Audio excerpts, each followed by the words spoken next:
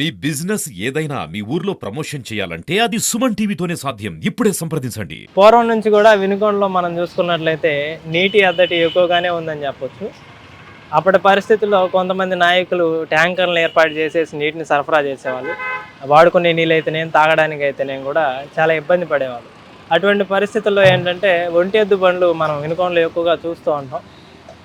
ఎద్దును పెట్టేసుకొని ఆ ట్యాంకర్లతో నీటిని సరఫరా చేసుకునే ప్రయత్నాలు చాలామంది చేస్తూ ఉంటారు. వాళ్ళ జీవనోపాధి ఎలా ఉంటుంది, వాళ్ళ జీవన విధానం ఎలా ఉంటుంది, అటువంటి మరిన్ని విషయాలు మనం గత 20 ఏళ్ల నుంచి కూడా నీటిని సరఫరా చేస్తున్నటువంటి శ్రీనివాసరావు గారి దగ్గర మనం ఉన్నాం. ఆయన అడిగి మరిన్ని విషయాలు మనం తెలుసుకునే ప్రయత్నం చేద్దాం. మీ పేరేంటండి? శ్రీనివాసరావు, మాది వినకొండ, సొంతూరు రంపచర్ల మండలం, కొత్తపల్లి. ఈ వృత్తిని మీరు ఎందుకు ఎంచుకున్నారు? ఈ వృత్తి అంటే ఏ పని చేయలేకనే దీన్ని ఎంచుకున్నాం. ఎప్పటి నుంచి చేస్తున్నారు? 20 సంవత్సరాలు అయింది. 20 సంవత్సరాల నుంచి చేస్తున్నారు.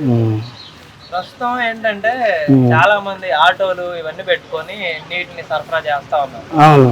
ఎందుకు మీరు ఇంకా ఈ ఒంటెద్దును పెట్టుకొని ఇలా చేయాలని ఎందుకు మీ ఆలోచన? ఆ తర్వాత లేక ఇంకా దీన్ని అయితే ఇది చేసుకోవచ్చు అని ఈ ఒంటెద్దు బండిని పెట్టుకున్నాం. అంటే ఇది ఖర్చు ఎక్కువ అవుతుంది అంటారా? మరి అంతేగా, దీనికి అవుతుంది కదా మరి. దీనికి అయినా దానికి ఆయిల్ అని మరి ట్రాఫిక్ అని ఇవన్నీ ఉంటాయి కదా, దీనికి ఏమి ఉండదు కదా. అందుకని పని చేస్తున్నప్పుడు ఏంటంటే సమస్యలు ఎదురయ్యే సవాళ్ళు కొన్ని ఉంటాయి. మీకు ఏంటమ్మా నేరుగా మీరు ఎదుర్కొనే సమస్యలు ఏంటి? సమస్యలు ఏముంది, ఇంకా మామూలుగా నీళ్ళు తోలుకోవటం, ఎద్దులు గత బక్క చిక్కితే మళ్ళీ కొత్తవి తెచ్చుకోవటం, వాటిని ఇది చేసుకొని అట్లా ఇంకా అయ్యే సమస్యలు, మేత కొనుక్కోవటం, ఇంకా అయ్యే సమస్యలు. ఎద్దు పోషణకి గట్టి ఇవన్నీ సంవత్సరానికి ఒకసారి కొనుక్కుంటుంటాం. కొంతమంది ఏంటంటే ఈ హైబ్రిడ్ నేపియర్ అని కొన్ని తయారు చేస్తా కూడా ఉంటారు. అవును. అట్లా తయారు చేసుకుంటారా? అంతే. లేదు లేదు, ఎక్కడి నుంచి తెప్పించుకుంటారు మరి? ఈ పల్లెటూరులో వర్షాల నుంచి కొనుక్కొని పొలాల్లో కొనుక్కొని టక్కుల మీద వేసుకొచ్చి వేసుకుంటాం. మరి ఫీడింగ్ కొన్ని కాన్సన్ట్రేట్ మిక్సర్ అని చెప్పేసి కొన్ని బయట దొరుకుతుంటాయి. వేస్తారు కానీ మేము వేయం. ఏమైందంటే ఆ వేసిన కాంచి గొడ్డుకి అలుపు వస్తుంటుంది, కడుపు ఉబ్బినట్టుగా ఉంటుంది అని అట్లాంటివి ఉంటాయని మేము వేయం. న్యాచురల్ గా గడ్డినే పెడతాం. పచ్చిగడ్డి పచ్చిగడ్డి అంటే పొలం ఉండోళ్ళు వేసుకుంటారు. నాకు పొలం లేదు కాబట్టి ఎండుగడ్డే వాడుకుంటాం. ఇంకా మెయిన్ గా ఏం సవాళ్ళు ఎదురవుతా ఉంటాయి అంటే బండిని తీసుకెళ్లేటప్పుడు కానీ? ఈ ట్రాఫిక్ సవాళ్ళు, ఇంకే సవాళ్ళు ఏముంది, ట్రాఫిక్ ఆటో వాళ్ళు వస్తుంటారు, తగులుతుంటారు, అవి ఒక సైడ్ని వెళ్తుంటాము, ఇట్లాంటివే ఎదురవుతుంటాయి. జాగ్రత్తగా పోవటమే, ఒక సైడ్న కాసుకొని పోవటం. ఇంతకుముందు ఉండేవి 230 బళ్ళు ఉండేవి. ఇంక ఇప్పుడు ఏంటంటే తోలకాలు లేక బేరాలు డౌన్ అయ్యి, అందరికీ బేరాలు డౌన్ అయ్యేవరికి తీసేసుకొని ఇంకొక పొలంకి పోతుంటారు, కూలి పొలంకి. మరి బోర్ లేదు, నేను కొనుక్కొచ్చుకోవటం. కొనుక్కొచ్చుకోవటం. అదే మొన్న పట్టాం కదా, అక్కడి నుంచి అమ్ముతుంటుంది 30 రూపాయలు బండికి. కొనుక్కొచ్చుకోవటమే, 30 రూపాయలు తీసుకుంటారు ఆ రమ్ముకి వచ్చేసి. మాకు 130 ఇస్తారు, 30 రూపాయలు ఆడిపోతే 100 రూపాయలు ఉంటాయి. బండికి 100 ఉంటాయి. ఎన్ని 4, 5. అవును. అంటే కూలి వారు వస్తుంటాయి. ఒక కూలి పని పోతే 500, 400 వస్తున్నాయి కాబట్టి కూలి వారు వస్తుంటాయి.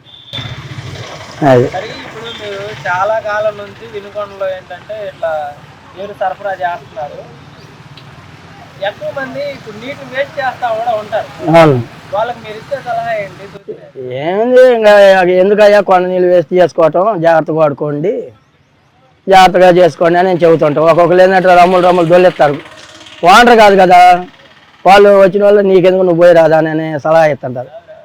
అయితే మేము ఒకటే అంటాం, అయ్యా వాంటకాడి పావులు ఉంటే మనకు పావులు ఎత్తడు, మీరు జాగ్రత్తగా వాడుకోండి అని చెబుతుంటాం. అది జరిగిపోతుంటుంది. అదే ఇల్లు జరుగుతుంది, అది ఇల్లు జరుగుతుంటుంది. అది ఒక కూలికి పోలేక నీ సొంత పని కాబట్టి ఇది అయిపోతుంటుంది. ఇల్లు జరుగుతుంటుంది. మేము 3 ఉంటే 2 పిల్లలు, ముసలమ్మ, నేను, 4. చదువుతున్నారు. ఒక అమ్మాయి డిగ్రీ చదువుతుంది, ఒక అమ్మాయి మ్యారేజ్ అయింది. మరి పెళ్లి చేయడానికి కూడా మిమ్మల్ని ఇంక ఇదే ఆర్థికంగా స్థిరపరిచిన పని ఇదే. ఇదే ఇంకా మీకు ఇంక రెండోది ఏం లేదు. ఈ పని చేస్తూనే కష్టపడి ఆ, పెళ్లి చేయడం జరిగింది. అవును. మామూలుగా మీకు పెట్టుబడి ఖర్చు ఇట్లా ఎంత ఉంటుంటది ఎద్దు గురించి? పెట్టేవాడంటే ఇప్పుడు ఎద్దులకు వచ్చేసి రేటు ఉంది అనుకో 50,000 60,000 అమ్ముతుంటారు. వాటిని కొనుక్కొచ్చుకుంటుంటాం. ఏదో 4 ఏళ్ళు 5 ఏళ్ళు దాటిన తోలుకోవటం మిగతా అది బక్క చిక్కిద్ది కదా, వైపుకి అయిపోయినప్పుడు దాన్ని అమ్ముకోవటం మళ్ళీ కొనుక్కొచ్చుకోవటం. అంటే ఇప్పుడు ఏదన్నా హెల్త్ బాగాలేనప్పుడు హెల్త్ బాగాలేనప్పుడు ఆసుపత్రికి తోలుకెళ్తాము, ఆ మందులు వాడతాము. అది హెల్త్ బాగైనాక మళ్ళీ దాన్ని అమ్ముకోవటం మళ్ళీ ఇది చేసుకోవటం. వచ్చేదే తక్కువగా అని చెబుతున్నారు. అవును. మళ్ళీ దాని గురించి హెల్త్ కాలేక మీరు హాస్పిటల్ ఇంకా తప్పదు కదా, మనం మనిషికి ఆరోగ్యం బాగాలేకపోతే ఆసుపత్రికి పోతాం, బాగు చేసి వస్తాం, మళ్ళీ పని యథావిధిగా చేసుకుంటుంటాం కదా. అట్లనే ఇంకా అవి కూడా కాకపోతే మనకేమో నోరు ఉంది, దానికి నోరు లేదు. బాగా మట్టి కష్టం ఉండగా ఎద్దు ఎప్పటి నుంచి అండి ఎద్దు మీ దగ్గరికి వచ్చి అన్నాళ్ళు అవుతుంది? నేను చిన్న దూడప్పుడు కొనుక్కొచ్చా, చిన్నప్పుడే కొనుక్కొని అలవర్చుకొని. అవును. మరి కొన్ని అన్సీజన్ టైంలో వేరే పంటకి ఏమైనా ఉపయోగిస్తుంటారా? లేదు, కేవలం అంతే.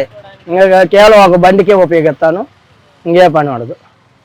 ఉంటే తోలుకోవటం, లేకపోతే మేలకుండా ఆడే వచ్చి ఇంకా ఒక అట్లా మేత వేసుకొని మేత వేపుకుంటూ ఉంటాం. అది రెగ్యులర్ కస్టమర్స్ ఉంటారా? రెగ్యులర్ ఏముండదు, ఇంక మేమే ఇంకా రెగ్యులర్ ఏముంది. అంటే ప్రతిసారి వాళ్ళు పిలుస్తూ ఉంటారు కదా, ప్రతిరోజు పోసి ఇంక పోసిరాటం డైలీ. డైలీ పోసి వానైనా ఏదైనా కానీ ఇంకా డైలీ వాళ్ళు వాటర్ పెట్టినప్పుడు పోసిరాటమే. ఖాతాలు డైలీ ఖాతాలు. కూడా బాగుంటుంటారా? ఎవరైనా ఫంక్షన్లు జరిగితే పిలుస్తారు, పోసి వస్తుంటాం. ఆ దేశ కంటే మనకి స్తోమత లేదు కదా పెట్టుబడి. ఇప్పుడు ఆట అంటే 3 లక్షలు 4 లక్షలు అమ్ముతున్నారు, మనకు 3 లక్షలు ఉండవు. ఏదో ఒక 50,000 60,000 అంటే సామాన్యంగా ఏదో వంద మహారాజుని అడుక్కొని నిదానంగా కట్టుకుంటుంటాం, నెలకి ఇంత కడుతుంటాం. అది అట్ట వెళ్ళిపోతుంటుంది. అంటే ఖర్చులు తగ్గించుకొని పావులా బేడ మిగిలించుకొని అవి కట్టుకుంటుంటాం. ఇప్పుడు అదే 4 లక్షలు అనుకో, ఎవరు నమ్మీరుగా, అది తోలిద్దో తోలదో ఈడెత్తడో ఈడని సమస్యలు వస్తాయి. అట్ట ఏమి ఉండవు. ఇదనుకో మన సొమ్ము మనకి ఇంటికాడ ఉంటుంది, కళ్ళ ముందు ఉంటుంది, చేత ఎవరికి తోలుకుంటాం. అది నెలకి ఇంత ఆయన కట్టుకుంటే ఆయన బాకీ పోతుంటుంది. అప్పుడు ఇంకా వస్తువు మనది అయింది కదా.